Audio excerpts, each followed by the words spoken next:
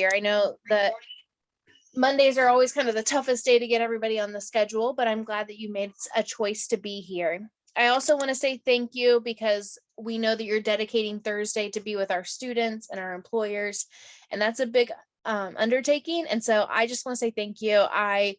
We could not do this event without our volunteers. And right now we have 20 people on this call, and we have about another 20 that couldn't be here today. So close to 40 volunteers to pull this event off, 40 volunteers to pull this event off.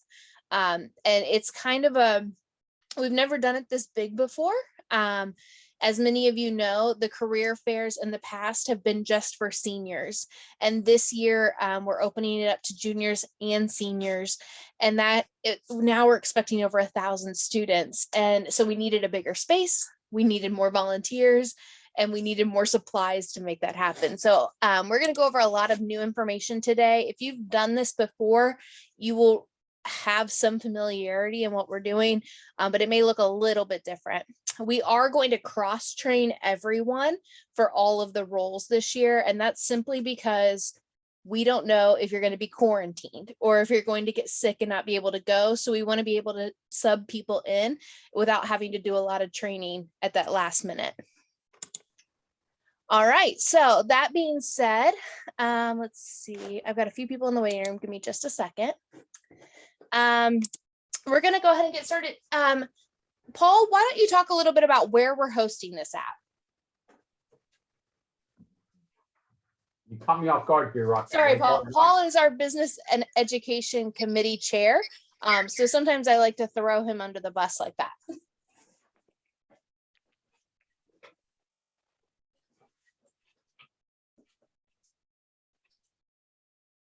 You're still muted, Paul.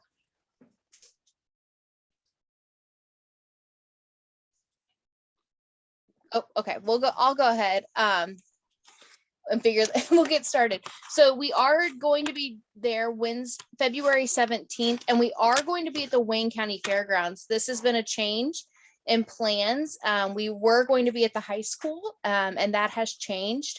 So just make sure that you have a note of that. If you have people that are volunteering with you, make sure that they know that as well. We needed a bigger space, and we needed a space where we could spread out.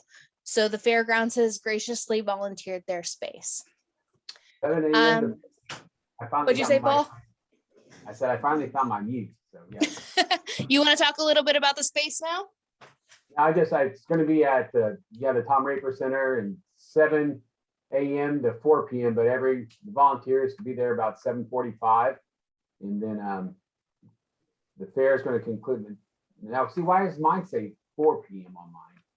Well, we've changed it up a little bit, and we'll talk about that. But the big thing is that masks are required for everyone. Okay.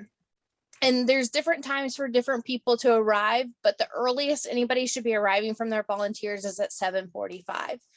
We hope that you'll be out of there by 2 p.m. All right. So if you are a workshop or a group leader, you will arrive at 7:45 a.m. Job fair floats, you don't have to arrive until 8:15.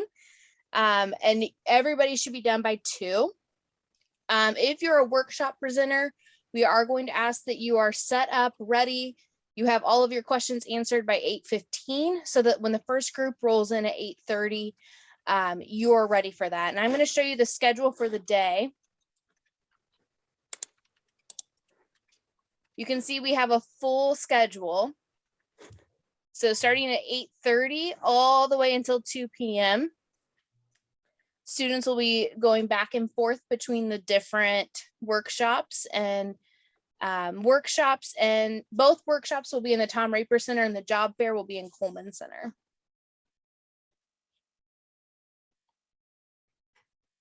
Any questions about that schedule? And you will get this electronically as well.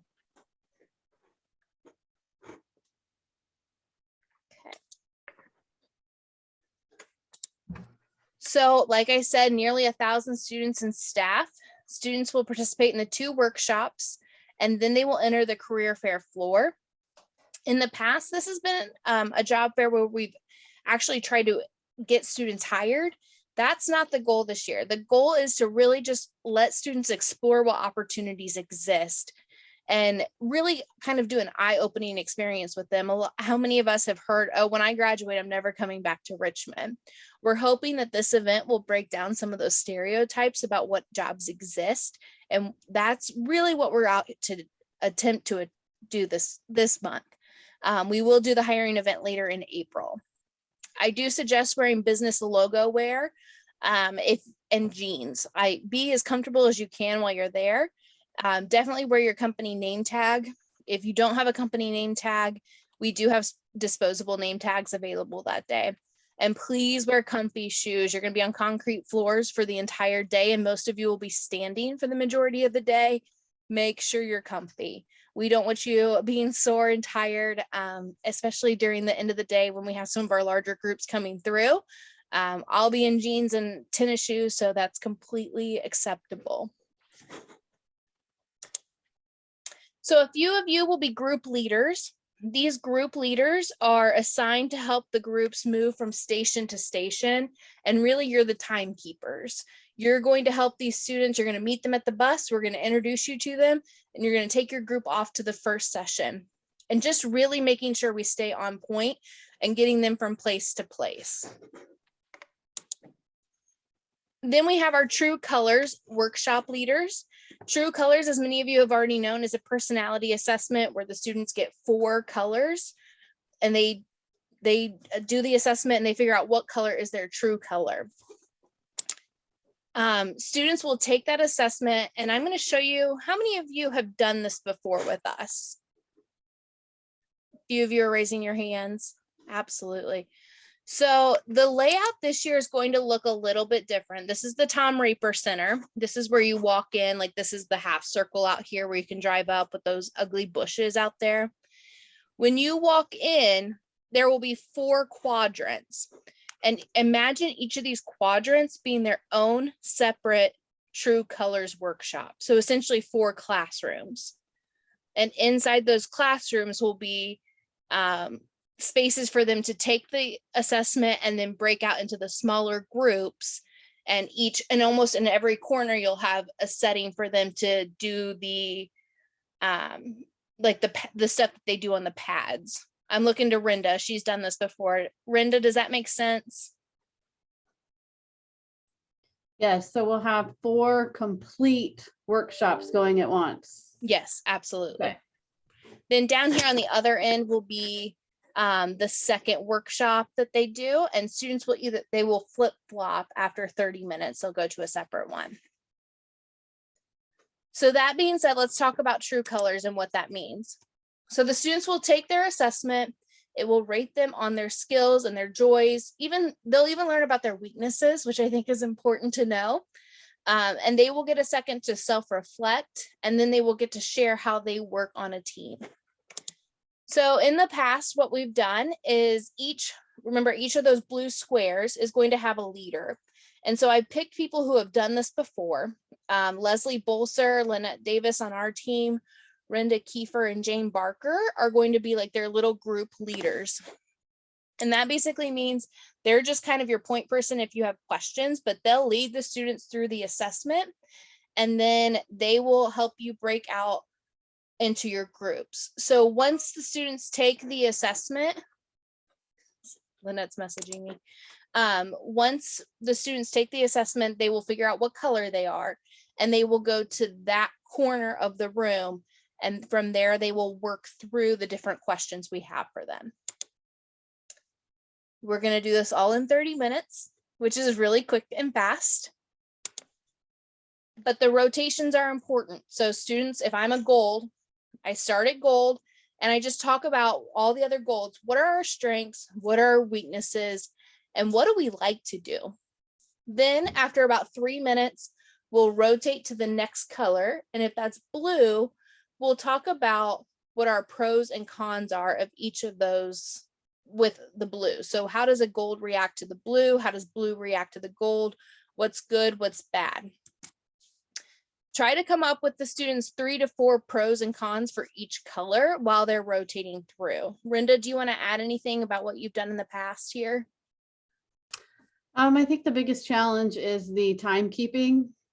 So do Mhm. we have somebody that will do the timekeeping or? We actually, let's find a way that we can, like a bell or something that we can get people moving. And maybe we can have a microphone with somebody in the middle saying, okay, rotate to the next color. I'll put that on my notes. Okay. These rotations are quick, like I said. If at maximum they're going to be 5 minutes, they're more likely going to be 3 or 4 minutes. So you're going to have to get the students focused and say, okay, give me 3 great things about the blues and 3 really bad things about the blues. Make sure they're PG-13, that they're not dropping F-bombs or anything like that. We do have to keep this school appropriate. Any questions about true colors? I know that's a lot of information really, really fast. It's a lot simpler than it sounds on paper. Once you get into the groove, you're going to do it over and over and over again. You'll have it down in no time. Do you still have Brenda? that PowerPoint? You sent out a PowerPoint to me back when I started doing that. If you could send that out, that might help too. Absolutely. I'll do that this afternoon. Okay. So then the next workshop, the one that's going to take place in that semicircle on the south end of Tom Raper, this one actually needs no volunteers except for time checkers. So those group leaders will be doing that. They're going to learn about interviewing 101 and how to talk to people. So we're going to get some of their nerves out before they go into the career fair, and really just making sure that students know how to have a professional conversation with someone. So we're excited about this. Wayne Williams from Eastern Indiana Works is presenting this. And he is going to be, he's actually really excited. He's found some cool videos and TikToks that I think the students will relate to. So hopefully we'll have some fun with this one.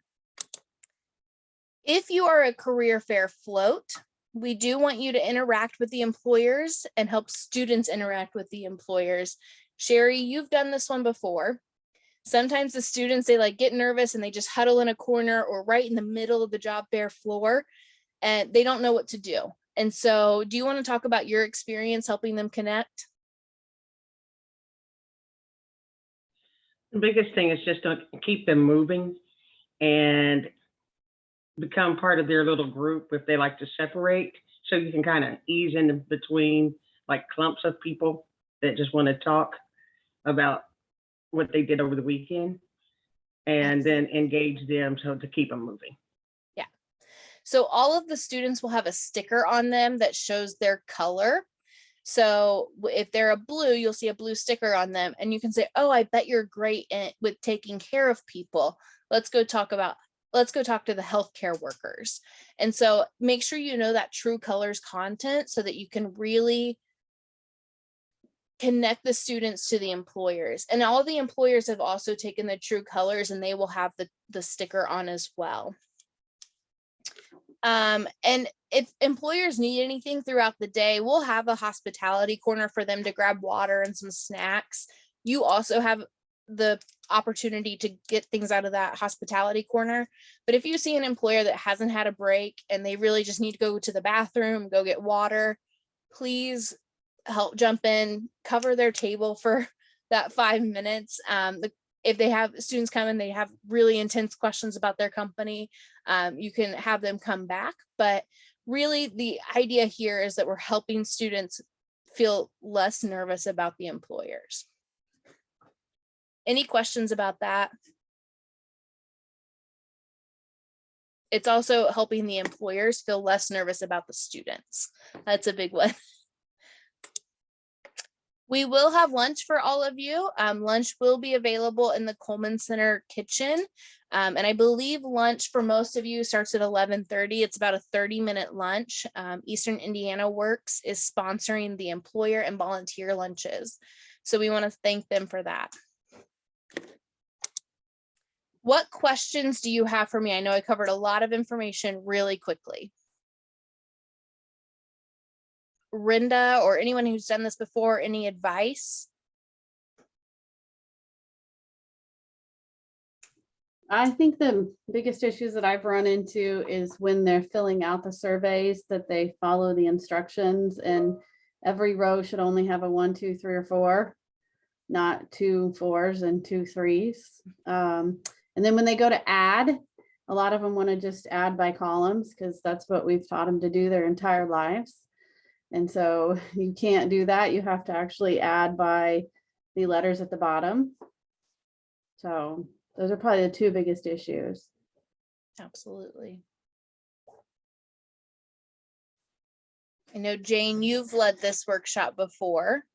Any feedback or things you would recommend to our new volunteers? No, I would say the same thing. It's just really funny how the kids, once they learn what their color is, and then you can see them like, oh yeah, that's really true, you know, and as you're asking them to give some examples, kind of just, you know, help them and get talking. Now, Roxy, I'm assuming we'll have the flip charts again where they'll be able to write the 3 pros and cons. Yes, absolutely. So at each little corner of each breakout room, you'll have a poster that like gives a description of the color, and you'll have a flip chart that you can do a pro and con T-chart on. And I'll have those all set up for you when you get there on Thursday morning. Those will all be set up for you. So you can kind of, if you get your group together, I would recommend going through the workshop quickly, just as a group, to make sure that everybody understands the other color and make sure they understand what their role is. And the one thing that I do is I'm not the scribe. I ask for somebody in the group to be the scribe, so it helps get them more involved. That's great advice.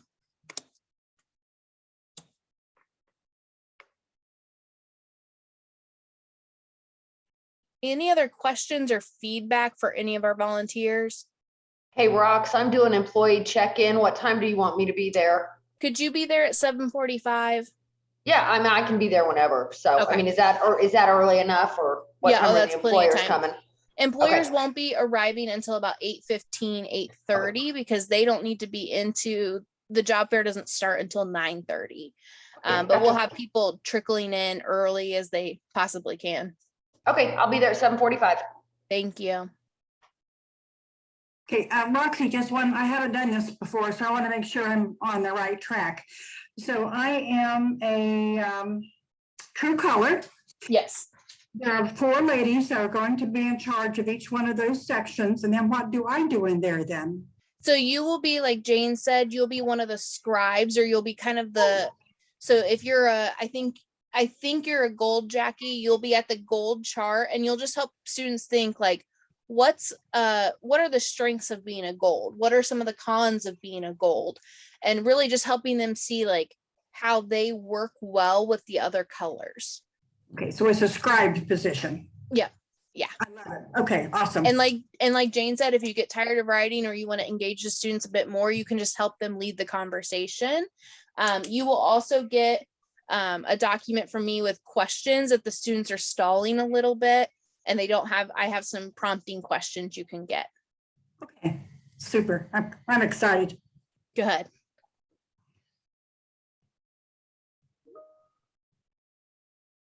Any other questions or thoughts? I know it's a lot of information. I promise it's not as complicated as it sounds. It's actually a lot of fun.